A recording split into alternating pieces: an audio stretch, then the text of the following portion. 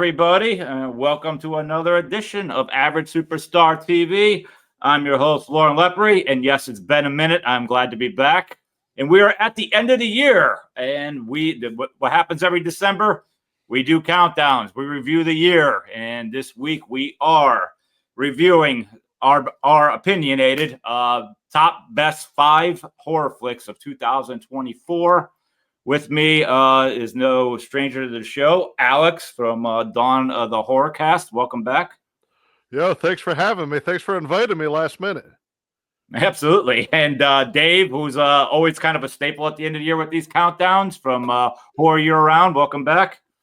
Thank you. Anytime someone talks about horror movies, my ears ring and I just appear on their podcast. Indeed, that's where it's at. So it's kind of crazy before we even get into this. I was going through a lot of, obviously the best because you're trying to refresh, so you're looking up all the lists, and it was at least for me, Mr. Anal About Films, it was hard to pull a few of these here. Like I don't know what between you two and the viewers watching what you consider what's a good movie and overall. But I'm very big on story and character, and I just think a lot of these movies are off the rails these days to the point like I can't pick you because of this, I can't pick you because of that. So I also like opinions like this of we do have a couple overlapping films. We'll get to that when we cross that bridge. Everybody, please, if you hear this all the time, if you hit that subscribe button, hit a like, and if you drop a comment, it really helps push this through the algorithm of YouTube. It really matters with all the work we put in. So with that, we are going to start our top 5, in which I said we have an overlap. We're going to start this with Dave. Dave's number 5 happens to be also my number 5. So we're doubling down here. Same spot too. Yep. With Late Night with the Devil. Dave, your pick. You go first. Look, for those who don't know, I'm a history buff. I'm as much a history buff as I'm a horror fan. So I love period piece horror, and I love movies that almost make you feel like the movie could have been made in the time that it's set.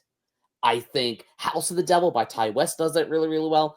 I think The Love Witch does that really, really well. And I think Late Night with the Devil, it captures that like spirit that is like 70s, late night shows. If you're a fan of Carson, if you're a fan of, I know he's a little bit later, but like Letterman and just that whole old school late night.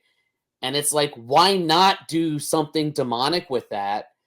Because we're so used to seeing supernatural and demonic horror in the shadows. And I kind of love how, no, we're going to do it live on television, on the show, front and center. And it almost tricks you, almost the way that Ghostwatch tricked British people in the early 90s, that this could have been something that actually aired on TV, even though we know it's not. Yeah, dude, great pick. The reason why it's my number 5 too.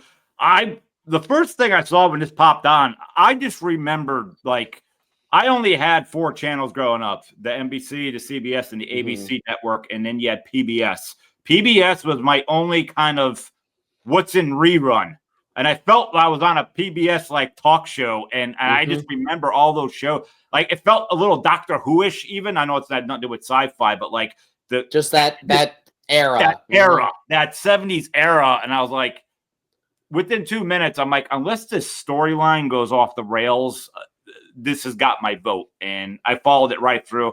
And I love how they stuck with kind of traditional effects from that era. They didn't want to use today's technology. They stuck with what was there, and the story had me. I didn't know exactly what was going to happen. It was kind of for a while. It was like, damn, I'm sucked into this movie as well. Alex, your thoughts on this one? Did you see it? I did see it, and it wasn't in my top 5, but I did enjoy it. I don't have anything bad to say about it. I this was in a lot of people's top horror movies of 2024. I thought it was interesting. I liked the whole 70s talk show thing. It kind of also reminded me a little bit of a segment from a VHS movie as well. It had that kind of feel to it, except much longer. Yeah, I liked it. I liked how it took place on Halloween as well, and I loved that the ending was batshit. The ending was crazy. So I haven't seen it since it came out, but I might need to see it again soon. That's definitely a film I'm gonna revisit. I'm weird. Like, listen, guys. Like, I'll even throw this out there. Anybody knows I was in Terrifier 2 as the DJ. I saw the movie at the premiere with just the cast and the crew, and then I saw it the next day in the theater with a bunch of people. And I've never seen the movie again. All right, so that's not me knocking a movie I'm in. And I love her, but this shows you how much I don't revisit. And I think the further I stay away from a movie, once I put it in, you're like, oh my gosh, like this is so great. Like I don't know, because when I was a teen, I just watched like 3, and if I could get 4 Friday the 13th in a row after school, like I felt so cool. I'm so burnt out. So maybe that's me, or I actually have a life these days. I don't know. But yeah, I find it harder to revisit things as well. Yeah. Yep. So, all right. So, Alex, we will jump to you so number 5 is also in this countdown twice. This would also be Dave's number 3. Very popular right now, this topic, and we'll go all over this. But Alex's choice is The Substance. Alex, your pick. Start going here, buddy. Yeah, this was a wacky movie. Like that's all I could say about it. It's wacky. Like I heard that it was a body horror movie, and I heard body horror. It's not my favorite genre. A lot of people were comparing this to like a David Cronenberg movie. Also, not my favorite kind of horror as well. But the hype of this movie was out of control. I knew I had to see it, so I got like the free trial for Mubi. I watched it at home. I have no interest in seeing anything else on Mubi. It's all a bunch of like art stuff I've never heard of, but The Substance was on there. This movie was so bizarre, but I enjoyed it so much. It had like a weird feel, like it almost felt like an 80s movie, but it was a modern time movie. This movie was gross. There was not even like the ending. I'm talking about like the mouth shots of Dennis Quaid eating was weird, but it was like charming in an artistic way. The drumstick coming out of her butt. Oh yeah, that was the girl's name, Margaret Qualley. She was beautiful. I enjoyed looking at her. The movie was very sexy, I gotta say, with that girl. Like I thought she was beautiful, but at the same time, as the movie progressed, it got more and more disgusting and bizarre. The way I would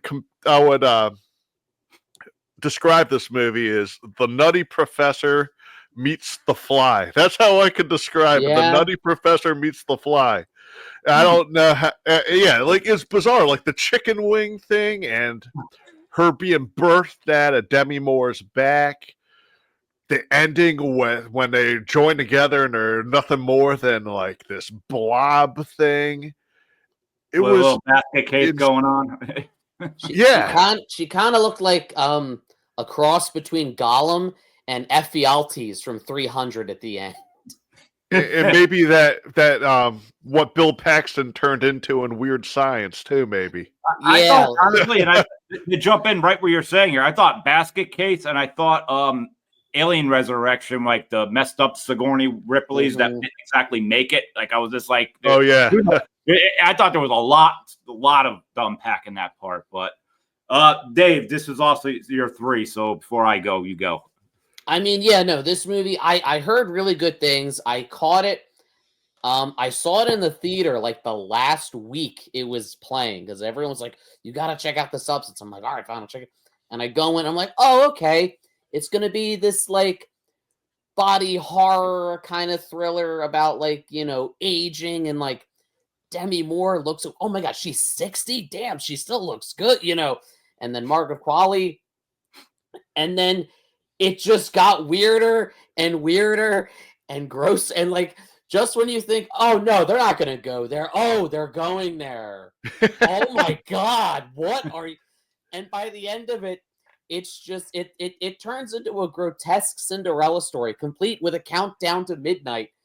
And I know there, we talked about Late Night with the Devil being set on Halloween. This is a great New Year's Eve horror movie to watch. Yeah. It's this and End of Days are now my go-to New Year's Eve movies.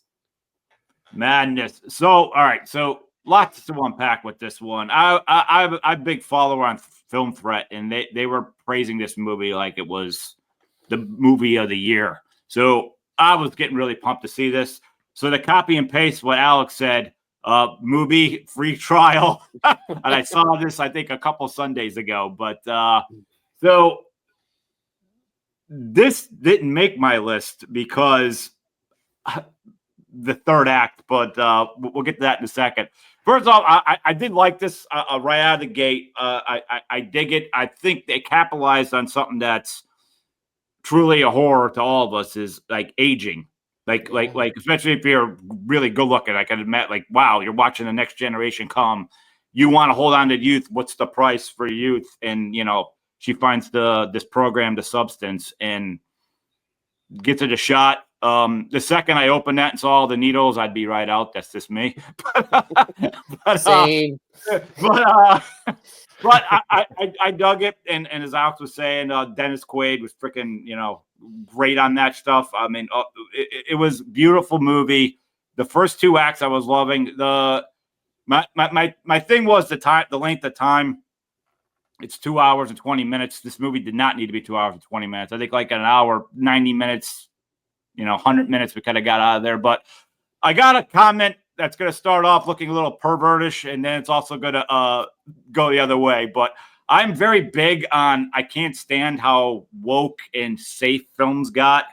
So I was not expecting, I didn't know this was coming, but when you see like a 60-year-old Demi Moore, you're like, wow, like this kudos, like, wow, She you're looks brave. good. Oh my gosh, she's She freaking, looks great. and like a lot. Like I'm sitting there, I know I'm a film director, so like I know how long she had to probably be naked with a whole giant back crew around her for this extended period of time, for these extended scenes. And then it took me a minute, but then I realized that her clone is the girl from The Leftovers. And I was like, oh my gosh. So she's doing the same thing. She's naked for a while. So I was like, kudos. So as much as I'm saying I'm praising these two for doing the nude stuff, and it's missing in film, and it's always should be in film, as long as it's not forced in there. I thought this, after a while, it was getting forced. I was like, these girls got to get their clothes on. This is getting a little like, and I just thought, like, for the point, they're just, why are they naked for this long? Like, now it's starting to bother me. Like, no one's this naked this long. But the thing that nobody talks about is they are one. They're a unit. So when the other one's off, I could not understand for the life of me why the one wouldn't put the blanket on the other and put a pillow under their head. Like, they're just flat out on the floor, like, F you. Yeah, you can slay. I didn't understand. So she's going to wake up in the other body with a really bad crink in the neck. I'm like, it said you are one. Like, I did not understand that for the life of me of like why you're not taking care, like why you don't have if the body could get sick. Well, do you think you're going to be like, why do they have to be naked for all this? They couldn't put pants on them? I don't understand why. And then the hole in the wall thing, I'm like, that's an apartment. Like that's I never said the movie made sense. The movie made no sense. That's my point. Is I judge the movie based on its, and I don't think this movie ever pretended like it was meant to be the real world. So I'm okay with surrealism if the movie establishes we're in a surreal world right now. Mm-hmm. So, but to sum it up, though, I like the first 2/3. I thought the end, like, that just went off the rail. Like, if they didn't do that, I think this could have possibly been like really high in my list. But the fact that they went there with this going off the rails thing, I was like, at the end, like, I don't know. There's times you're into the M room and the Rocky Horror, and you're in the trauma and you're on the joke, and then sometimes you're like, I'm not buying your happy medium. Mm-hmm. So I will say the scene where Margaret Qualley shouts, "Control yourself!" I have yelled at our children. I have incorporated that into parenting.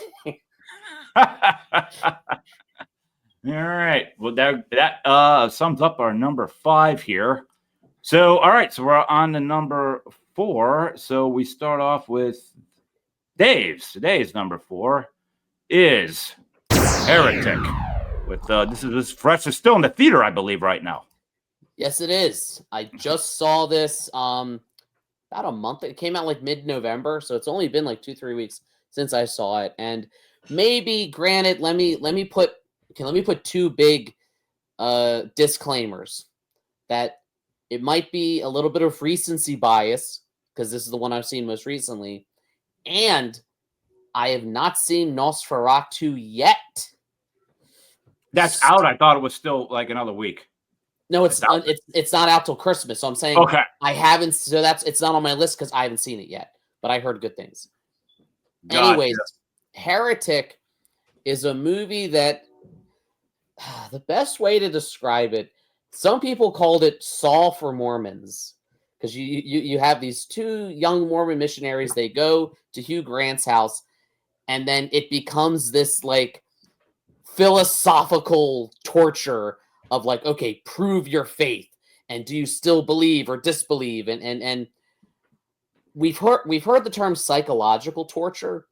I feel like this movie was philosophical torture, and as someone who was raised Catholic, like so many horror fans are, maybe there's a correlation. It resonated with me. Like I love so much of the movie is just them talking to Hugh Grant. But I was really engaged with it and just had this sense of existential dread where he's like, go through one of these doors, belief or disbelief. Both doors are terrifying. It's like the old Arthur C. Clarke, the guy who wrote 2001: A Space Odyssey, once said, either we're alone in the universe or we're not. And both of those are terrifying for different reasons. Understood. So it left me with a sense of existential dread. But it's also just really funny and entertaining. And like, I did not have it on my 2024 bingo card that Hugh Grant, whom we all know from like 90s rom-coms, so what I was about to ask you. Villain. Yeah, I was about to ask you. That was really my own question. He's so good. I didn't see it, so I was going to ask you how the performance was, but you're praising him. He's a good creepy dude. It's almost like he's still that like, like the bumbling Hugh Grant, but he's being weird and creepy. And you realize that when he does it, it's only funny in romantic comedies because of the context. But if you take that personality and put it in this situation where he's holding people against their will, he's really scary. Nice. Well, I'm not sure if Alex saw this one yet himself, same as me, because it's in the theater. But did you see the Hugh Grant movie, Heretic, or no? I have not, but it looks very interesting, and it's gotten great reviews. I want to see it now. I'm very interested in it. A24 for me is, I could take it or leave it with A24. This movie actually looks very good, so I'm excited to check it out when I finally have the chance to. And following up on Alex, I'm more about, I like seeing an actor go in a different, diverse direction. And since he's like you said, the romantic comedy guy, I want to see him in this department. So when it's time, I will see him. I will see this movie. Yeah, I haven't seen that name in such a long time too. That's what I mean. And I think one of the most interesting things about it is, just based on the discourse I've heard around it, like, to your point, it's been getting great reviews. You have people who are like diehard atheists enjoying the movie, but I've seen quite a few reviews from people on YouTube, Mormons, who are enjoying the movie. And for it to be able to pull that off, Mormons not supposed to have. Oh wait, Mormons. All right, I'm thinking of the Amish. No, I'll shut up. Yeah, no Amish. yeah. I was like, wait a minute. But no, I caught myself. There's been quite a few Mormon YouTubers who were like, no, I like this movie. Like it's interesting. It's and I don't see that happening with any other topic. they Is say that don't what the talk girls about are? religion. Yeah, they're Is that what Mormon the missionaries. They're Mormons. Okay. You know what else? And I had my headphones upstairs when I went upstairs really quick, and you said that you grew up Catholic, and so did I, and my family is still Catholic. Yeah. So it has that like religious horror aspect to it, right? So is there a connotation? And we're gonna talk about this quite a bit more with another movie on my list Yeah, later on. same So here. I'll save that for that. Coolness. And you know who else the Morbins like to watch? Big Who's Love. Big Love. I watched all that too. I dug Big Love, except for the last season. I was like, all right, this needs to go. All right, we're gonna move on to my number. Wait, no, Alex. I'm sorry, you're next. All right, so we got an overlapper here. This is also a Dave pick for number 2. So, Dave, you're going to double down with this one after Alex chimes in. Coming in at number 4 for Alex, Immaculate. The great. Yes, I've not seen a movie. Sweeney. I've not seen a movie with her in it yet. I'm not. Dave, I'm sure this is probably the one you were talking about more like religious horror, Catholic horror, definitely. Right? Yeah, dude. I went into this movie blind. I enjoyed the hell out of it. I think nun horror is a very great horror genre. And I did not know what I was getting myself into with this movie. I thought it would be just a typical, like, demonic religious horror movie. Lauren, have you seen this movie? And are we allowed to reveal spoilers for this episode? Well, we'll just tell the audience. Spoiler time coming, so you might want to turn off for a second. Go for it. It's tough to talk about Immaculate without spoiling it. Yeah, to be fair. Yeah. It is. I didn't know that the movie was going to be a mad doctor / Catholic priest that is performing experiments on nuns trying to rebirth Jesus Christ. A Jesus Christ clone. Like a Jesus Christ clone. The idea is so bizarre. Out of curiosity, where are they getting the Jesus DNA? They found a Christ nail with blood on it. Now, all right, it makes little sense, but the idea is so interesting, and I had no idea. I know watching the movie, I said, okay, so she's never had sex before, and she's pregnant. This is interesting. Then the third act comes, and we find out how she's pregnant. And she's giving birth to, or she's pregnant with the clone of Jesus. Very fucking bizarre. But this movie was super tense. Towards the end, it got super violent with the one guy trying to cut the baby out of her.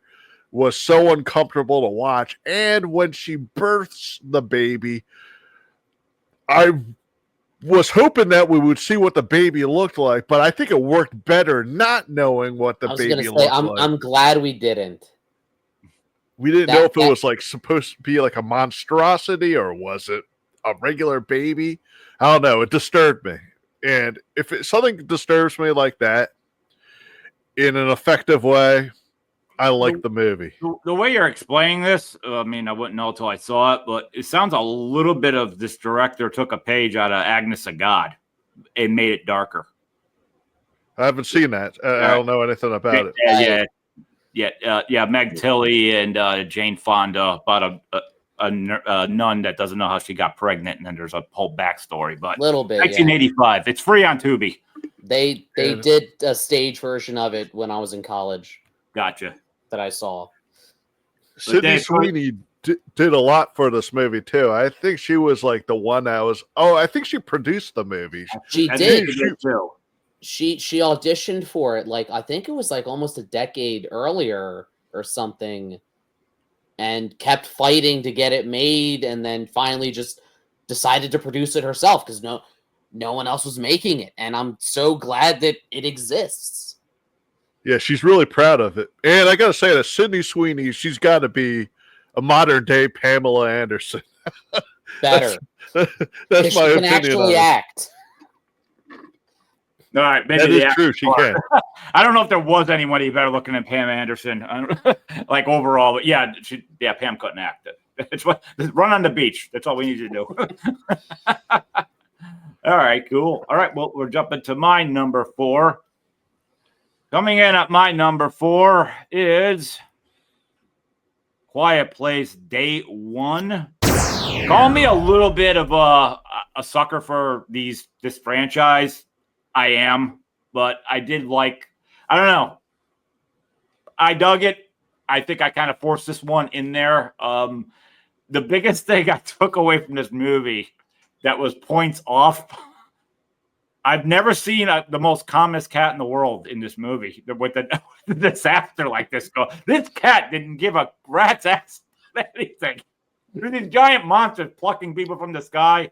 The cat's this woman's jumping in the river with the cat, and the cat's not freaking out and scratching her face trying to get it to go. But I just like the whole idea of what the idea of the Quiet Place, and I don't know. It's kind of like The Strangers. I like kind of how they kind of jump timelines. So call me just a fan of the movie, but that is number 4. Dave, did you happen to see this? So funny story. I didn't know that this was on your list. This was almost my number 5.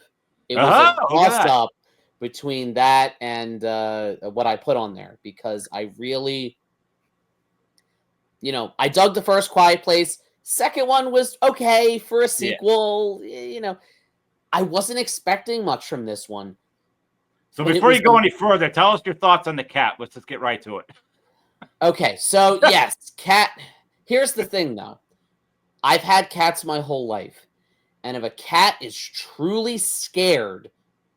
You're not holding it. No. I've seen cats, cling to their owner and not move out of fear and kind of, tense up. Now, I'm not saying that that's something the filmmakers here thought of and that I might be giving them too much credit, but... I wasn't as hung up on the cat thing. Right. I was more so. I mean, honestly, I was intrigued by. First of all, I love seeing how the world falls apart. Let me explain. In so much post-apocalypse media, I feel like they're so quick to want to get to the post-apocalypse part. No, I want to see society collapse. I want to see all that, and this gave us that, and it gave us that in the most populated city in the country. I think that's a budget noise is everywhere. Yes, that perception of this movie, but I think that's like a budget thing at this point. They don't want to worry about. Oh yeah. Obviously, it's much easier to shoot in the middle of nowhere with few actors and say. But you're ultimately you're dead on with this of how this city came down and how they get down to the sewers and everything. This was cool. But what I loved, I liked the scares. I liked the tension. I liked those things. I liked the story. I loved that hidden in this disaster movie, post-apocalypse, is this really poignant story about living and the joy of life. And it almost brought tears to my eyes. And I wasn't expecting that from, this is like a 3rd installment prequel. Really? It was so much better than it had any right to be. There's not a 4th one. There's a movie out now, I think, with the guy that's the new Captain America, where they're up on so high in the mountains that I almost thought it was the same thing. Like those creatures are trying to get to him. No, that's. You know what I'm talking about? It's almost like the elevation they can't go. They're safe at. The human race was safe at. What's it called? It's the one with Anthony Mackie. But it's not connected in any way, right? No. But there is a scheduled 4th installment of A Quiet Place. Okay. Coming out, I think, in 2025 or 2026. Okay. I doubt it'll be as good. No, I think after a while, there's certain IP, any IP. I'm a director. Give me anything. If you keep, you got to hit the wall sooner or later. Yeah. So, but all right. So we're gonna jump to Dave's number 3, but we can't because that was Substance, and we just covered that. So we will jump to Alex's number 3. So coming in at number 3 for Alex is Abigail. Alex, the floor is yours. All right. Yeah, Abigail. This was a fun one. I think I've become a fan of the vampire genre. I used to not be, but now I am. Abigail was done so well, and I like how it's sort of like maybe a Dracula movie, but they don't say Dracula's name in it. It's almost like one of those like old school Dracula sequels where it's like the daughter of Dracula. Or I don't know. They had a million of those sequels back in the olden times. But this movie was so fun. I'm going to say that a couple of the actors are kind of cringy. One of them passed away a couple of years ago. I'm not trying to speak ill of anyone that passed away, but there was a couple of cringe things in the movie, like Gen Z style cringe in the movie. But I thought Abigail, the character, she was awesome. I thought the kills were great. That girl, what's her name? I'm trying to escape Melissa right Barrera. No, not Melissa Barrera. Hang on, I'm looking it up. Talking about the one who played Abigail? No, Catherine Newton. Catherine Newton from Freaky and Paranormal Activity 4.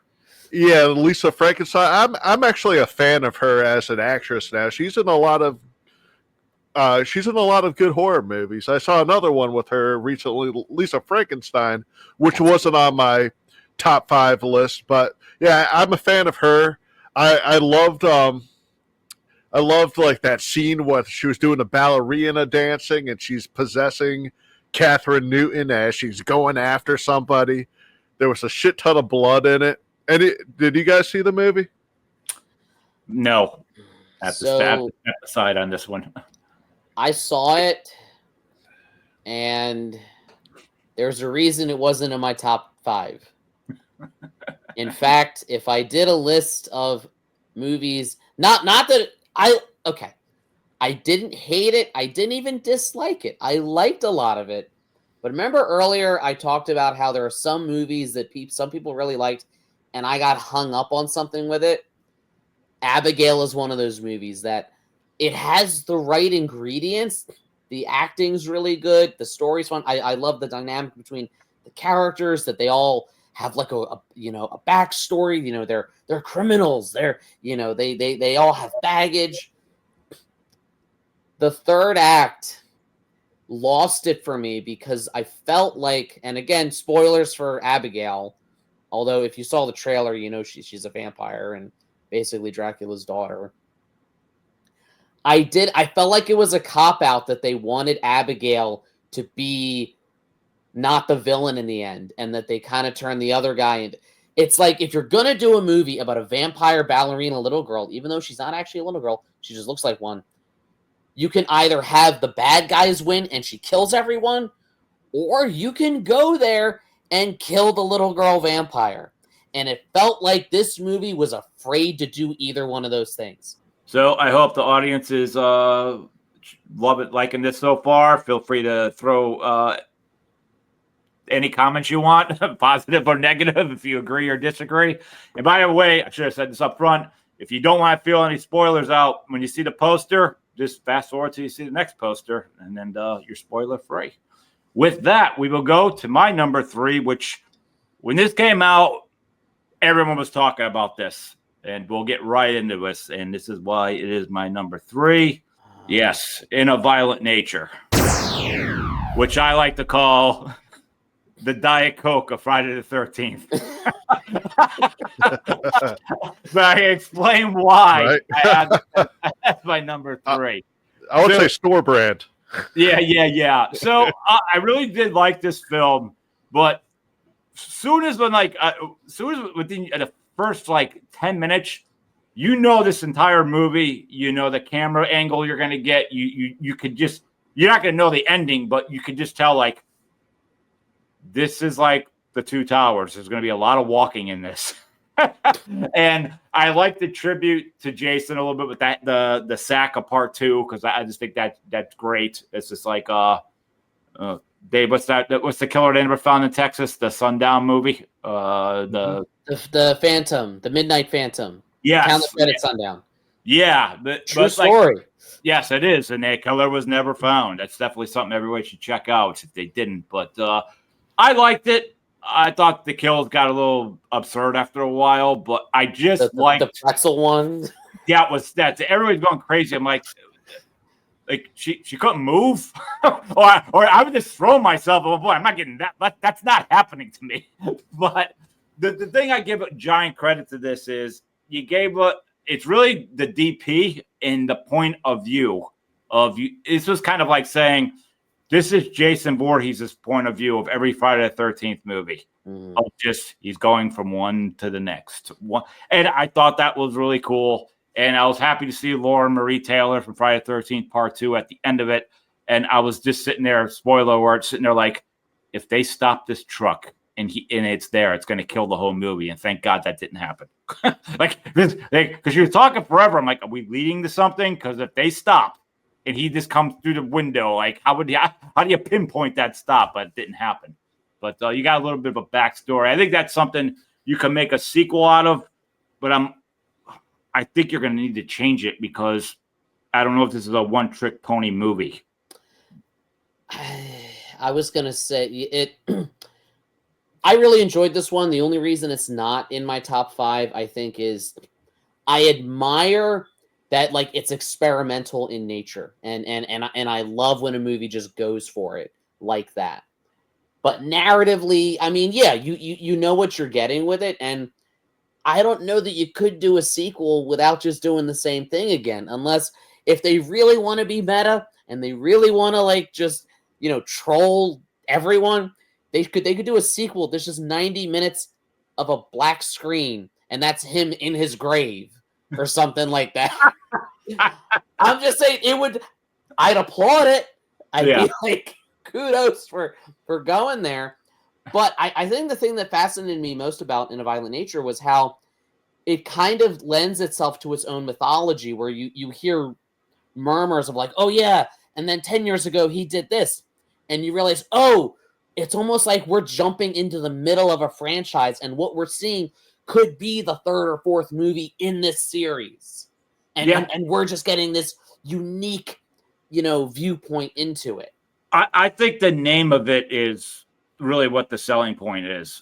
Really, like that's just me. And there's a lot of people like the whole idea of the walking and the point of view and all that. But you are going to see some pretty crazy kills, and it was announced. That's what sold the tickets. Alex, do you see this? I did. I enjoyed it the first time I watched it, but then I tried to rewatch it, and it kind of ruined it for me a little bit. I do appreciate that they tried to do something different with it, but upon rewatch, just watching them walk around the woods was just like giving me a headache a little bit. And like it was driving me a little nuts how like I said, like they did something different, but like with everything being out of context, it was just kind of driving me crazy a little bit. Like it reminded me of like just like I was watching somebody play the Friday the 13th video game, like the online video game, And just watching.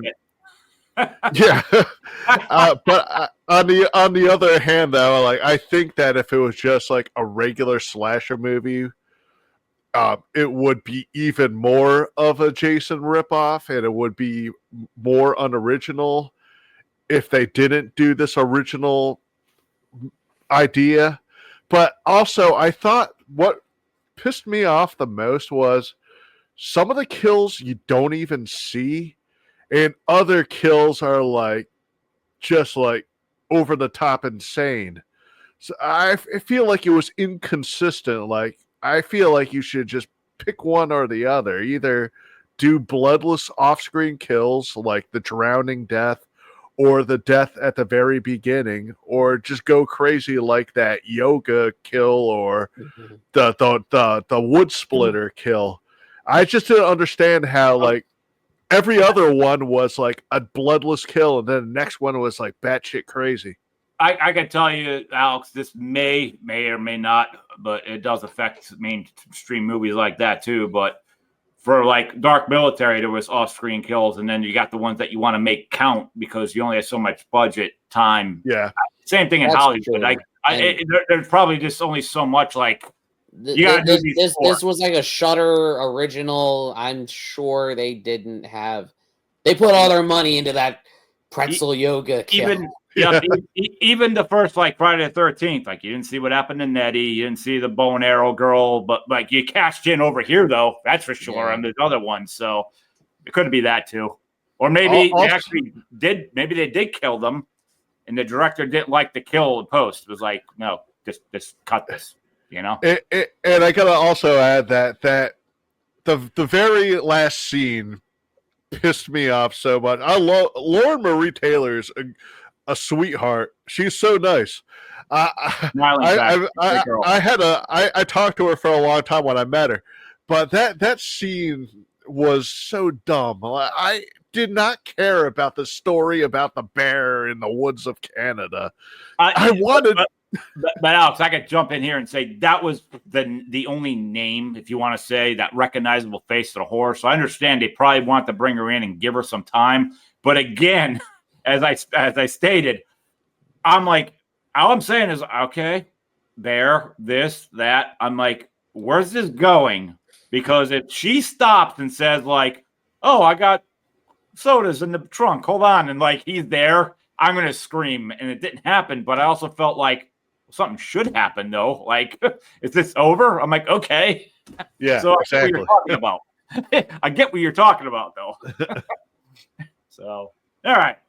Moving on, that is it for 3. So we're actually going to be speeding up a little more here because we've overlapped so much. Yeah, we did. Dave, you're number 2. We've already spoken of, so we will move on to Alex's number 2, which is also we're going to double down here because this is Dave's number 1, but Alex is number 2. So coming in at number 2 for Alex and number 1 for Dave is Long Legs. Start off, Alex. Hell yeah. Yeah, Long Legs was such a good movie. I fucking love this movie so much. It really did have that. I know a lot of people are saying, like, it's overrated and it's nothing like Silence of the Lambs and it's not a horror movie. But I love that bleak atmosphere that Long Legs has. I love how it's never sunny outside. It's always gray. Nicolas Cage in the movie was chilling. I do love that they didn't show him much other than a few major scenes that he's in. What's her name? The actress. Do you guys know her name? Micah Monroe. Micah Monroe. She was so good in this movie. She's another one. I'm a huge fan of her now. She really was the one killed from it in this role. It Follows. It Follows. Yes. She was great in this movie. Spin-off into Smile. Did I say that? Yes, I did. Yeah. Copy and paste. Jesus. But go on. This is another one. When I saw it in a theater. I knew it was about a serial killer, but I did not know that it was going to take this supernatural turn, which is different for like a straight up FBI searching for a serial killer movie. So I thought that was awesome. So I literally the song he sings, the "Let me in now or I'll have to come back." That's my ringtone on my phone. That's how much I love this movie. I found some website that I could download that and turn it into my ringtone. Because oh my god, like I knew Cage, like I went in knowing he was Long Legs. And I still didn't recognize him the first time he's on screen. Because he's so, like, he's under all the makeup and he's creepy as hell. Now, this movie creeps me out for another reason, because Long Legs reminds me of my dad. which is weird for just his mannerisms and stuff. Oh, I thought you just complimented your dad in a different way, but No. So we have a running joke. My dad kind of looks like Nicolas Cage, so much so like there's pictures of him, my dad from the 80s, and he had a mustache, and you're like, it's Raising Arizona. So I loved it for his performance, but kind of like what you said, how I love a horror movie to just be bleak. I think that yes, horror is fun, and we're all horror fans, and we like to have fun with it. But there's times I want a horror movie like that made me feel really uncomfortable. That's the point. I did not see it. I plan to never see it because I am very anti Nick Cage. Growing up, I knew Nick Cage was never a good actor. I kept saying, why? So when he got thrown to the curb, I was like, it's about time everybody caught up. And when sometimes when someone goes away, after a while, we want to see them come back. And, they rib him. He's Nicolas Cage. So I tried a few years ago when that hype came out for Mandy. And I gave them rope, and he rehung himself. So I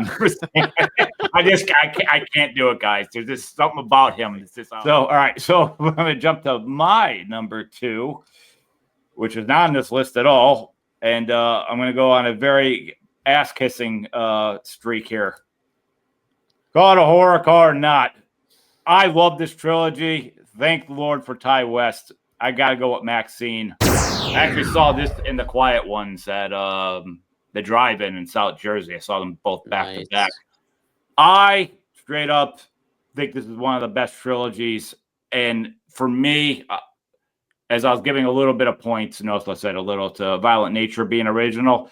I just love these stories. I love how X has kind of got that tribute to the 70s, the porn thing going on. And then, boom, we're over here back in was it like the 40s or whatever? It's World War One. It's like the 1913. Yeah, so 1913 to 1919, right? That was the war. And it's like, I called Pearl Lizzie Borden as a Disney princess. Yeah, but I love how he went there, and then I love how we spring forward, and we already know the character of Maxine.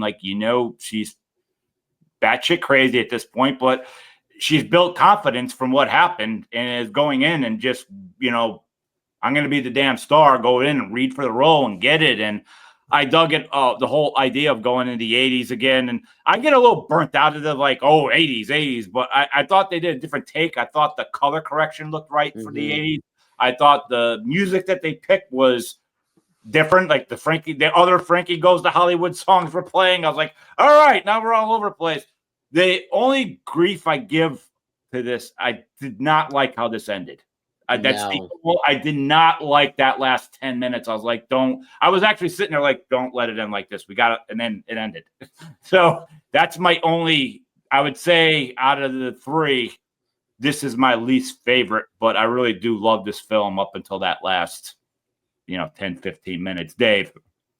No, I think, to kind of piggyback on what you said, was not a fan of the ending. I wish it had been anything like that reveal.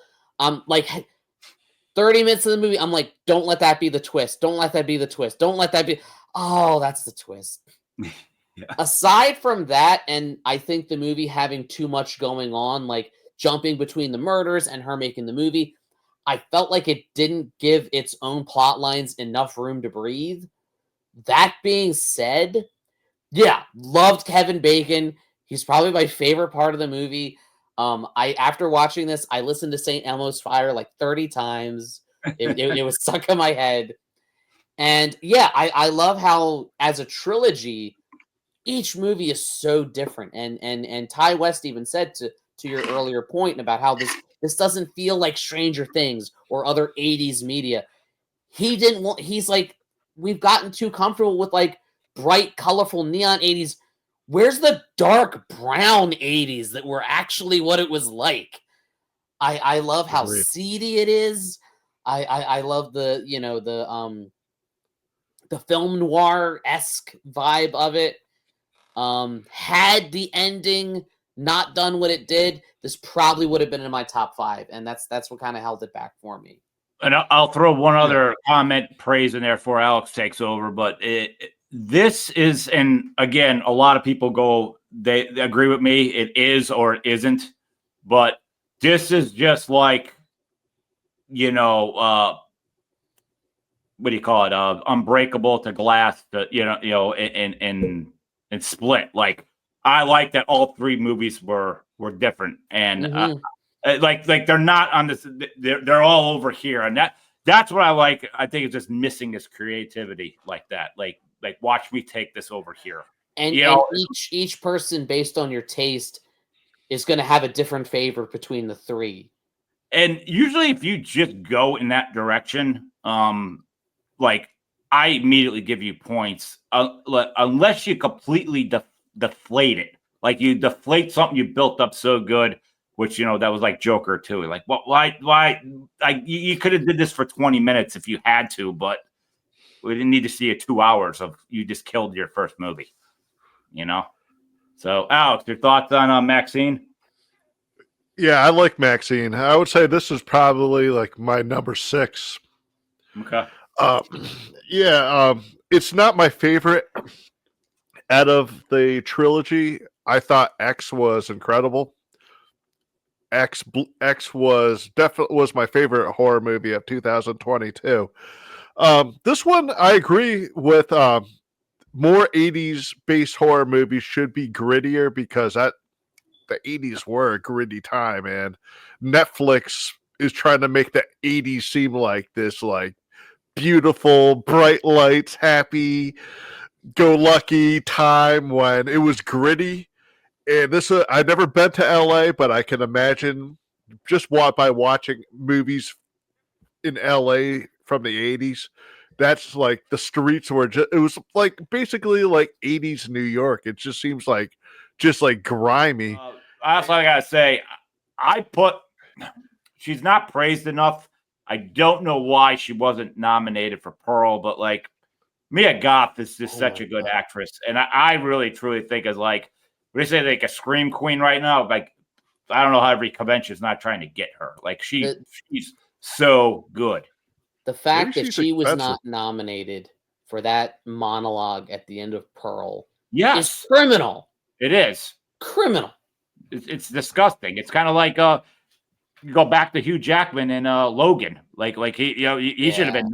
They never want to look at like, oh, it's a comic book. Like it's pure emotion, man. Like it's a guy whose world's falling apart. We nominate other movies like that, but you can't nominate him. They're snobby about that, and they're snobby about horror. It always has been. Yep, that's why Silence of the Lambs was a thriller, not a horror movie. That's what they were trying to take the horror thing out of that. It was about a guy like it's a dirty word. Yeah, that's what they said. They didn't want an award winner going to a guy that ate people. Yeah, so they call it. It's a thriller. It's kind of like to quote Joe Bob Briggs, elevated horror is just a term that film snobs use to describe horror movies they actually like, but they don't want to call it. So they're like, oh, it's no, horror is horror. Oh, all horror is horror. I hate that term. Yep. All right. Well, we're down to 2 number ones because once again. Dave's already went as we just discussed, but his was Long Legs. So Dave could just chime in on our next 2 number ones. Coming in at Alex's number 1 is a film that made quite a bit of noise this year. Terrifier 3. Oh yeah. Art Claws. Yours, friend. All right. I gotta say, I love Art the Clown, and I love Terrifier 2. And I was hesitant to go see this movie in the theater because I didn't want to see a Christmas horror movie during Halloween season. But I gotta say, this is my favorite Christmas horror movie since Silent Night, Deadly Night. Okay. Art the Clown... to me, that's still the rain. Yeah, well, Silent Night, Deadly Night is the best Christmas horror movie of all time. But Art the Clown dressing up as Santa Claus, just going around and murdering people in the most brutal ways possible. This movie was like even at times for me, like I love gore. I watch gory movies all the time. This movie at times was making my fucking jaw drop in the theater. When I saw it in the theater, no one walked out the rumors the rumors are that everyone's throwing up, fainting, walking out of the theater. That didn't happen in my theater, but dude, this movie was insane. But it wasn't in like, even though they went there, it wasn't in like this edgy way. This is just art style. This is just Damien Leone style. I can't wait to see this again, hopefully right before Christmas, because this is a great Christmas horror movie, as I've said, and it's definitely probably my favorite Terrifier movie in the series. And I gotta say, Victoria, she is diabolical. Like, she was so good in this movie. So I can't wait to see it again. And Art the Clown dressed as Santa with a chainsaw. Holy shit, I loved it. Dave. So I was a huge fan of Terrifier 2, especially that guy playing the DJ. And I went into this one. I think the reason why I liked it, I didn't love it, is kind of the best way I can describe it.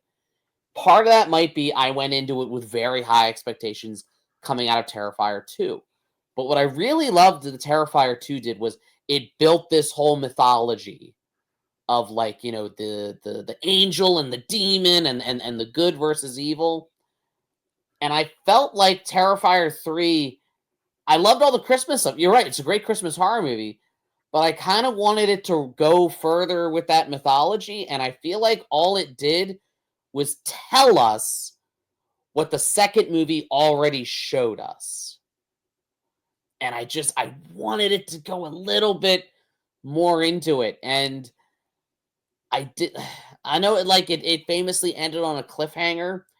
And I guess I was expecting this was going to be like the end of the trilogy, but no, actually the second one's the start of the trilogy and all. So I may change my opinion based on what Terrifier 4 does, but just the thing I liked most about Terrifier 2, I felt was lacking in this one.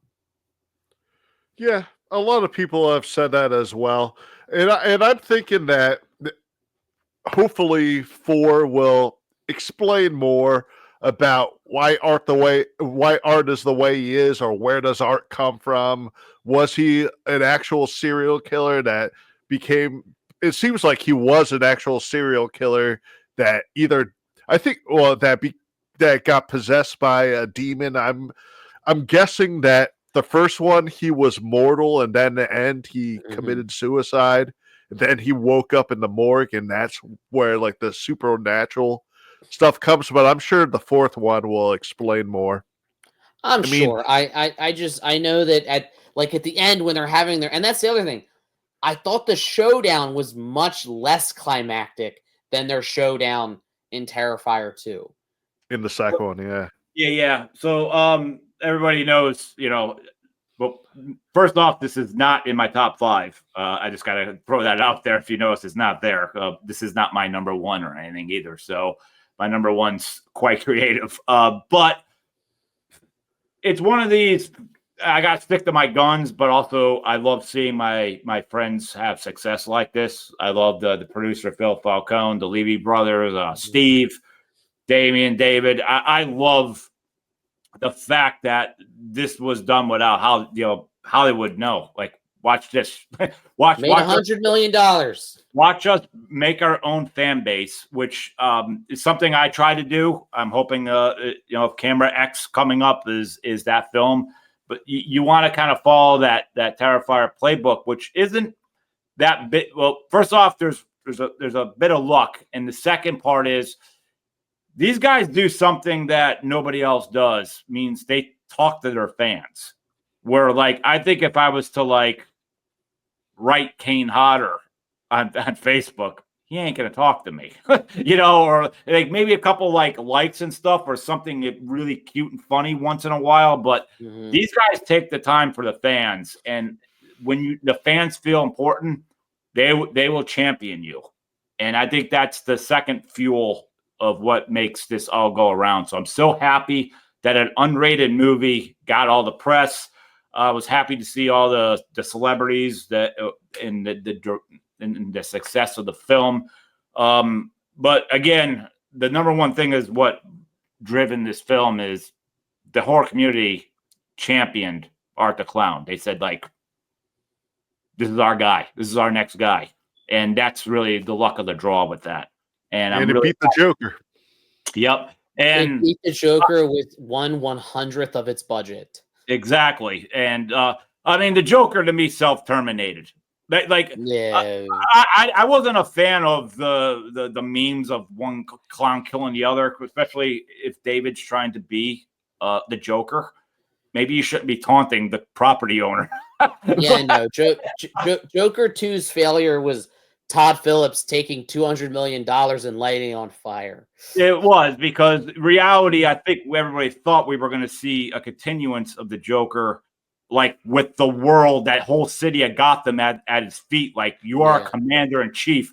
What do you want us to do? And it's like, you just went back to, like, you're the old guy again. Like what happened? You know. So, but the reason, another reason I don't have this in my top 5 though. I just got to be honest with my heart. I'm just happy for everybody, but it's literally every word that Dave said. The story didn't go forward, and I'm kind of like, okay, like for a guy, I need to understand what's going on. So if you're sitting here with anticipation and like the story's going to go more forward, and I know Damien knows this, I know he's going to explain it creative wise. I think he should have did at least give us something more.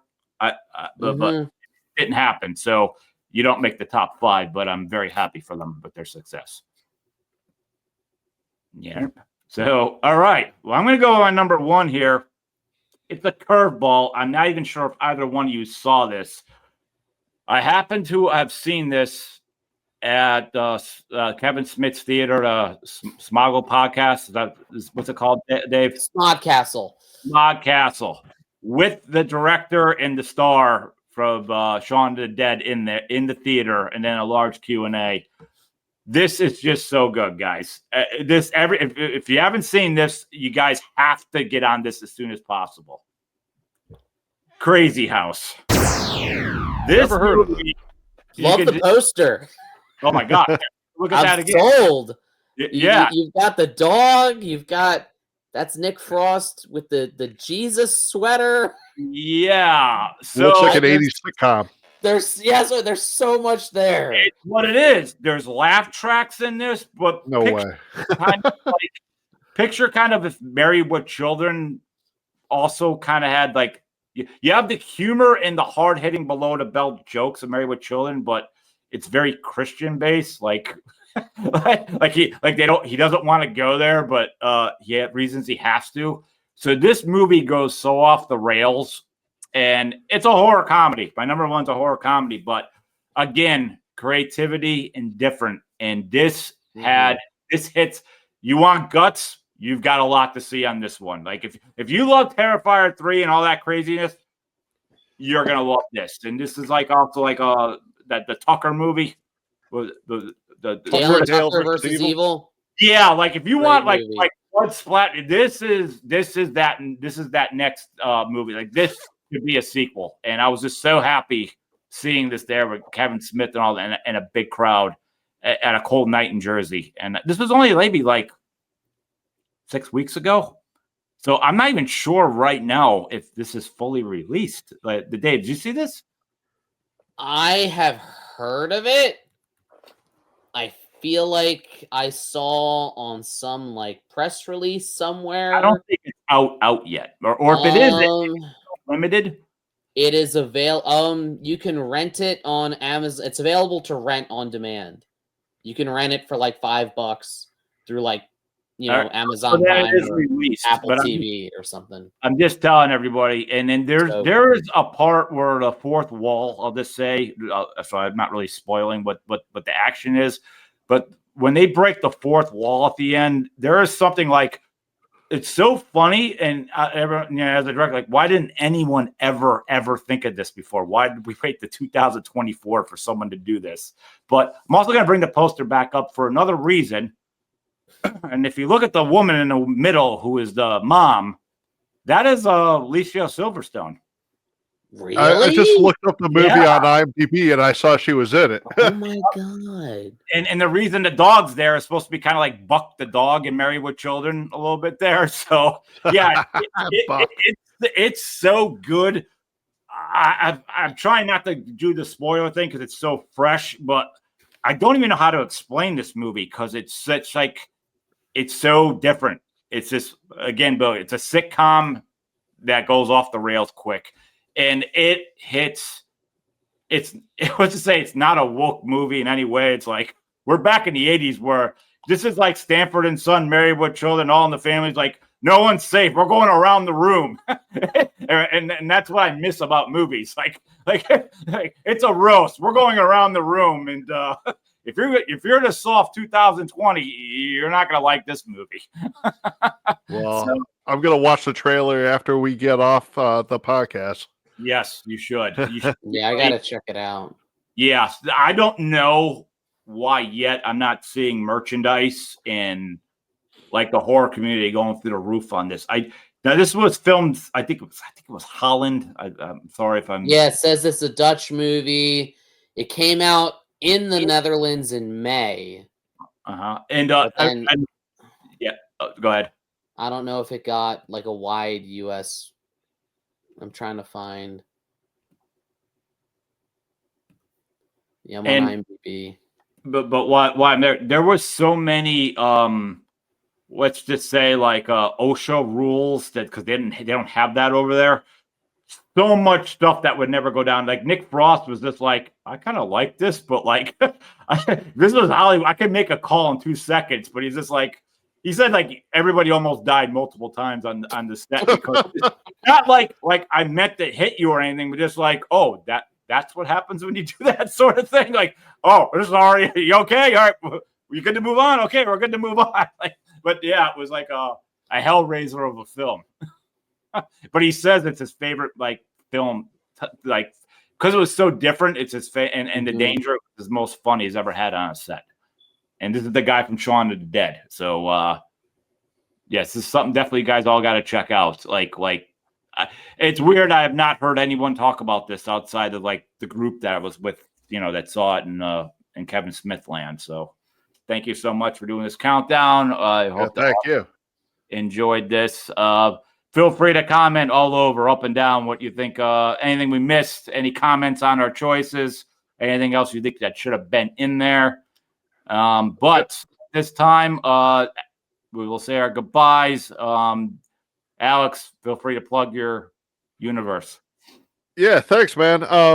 It's Donna the Horror Cast, and in parentheses, and other genres, because I occasionally talk about movies that aren't horror, but it's mainly horror. You could also find me on Instagram at the same name. Just feel free to give me an ad. And let's talk about horror movies. Sweet. Dave. And then, as always, I am Dave, founder of Halloween Year Round. The YouTube channel, just Halloween Year Round, or just HalloweenYearRound.com. Same on Facebook, Twitter, whatever other social. I'm on TikTok now. I do the TikToks. They're watching you. Isn't that over with next month or something? Or do they have to sell it? I've heard that a few times. I post funny horror things on TikTok. There you go. The same things I post everywhere else, but that's where you can find me. And in my house, every day is Halloween. Sweet. Well, with that, I will say to everybody, thank you for taking the time to listen to this podcast. Subscribe to us here at Average Superstar TV on YouTube and Spotify. And usually have a show every Monday, although this is my first show back in a while, so I guess that's a lie, but please always check. Going forward. Yes, moving forward. Yes, I'm trying to preload here, so I have shows for a while. So with that, I'll just say the party is over.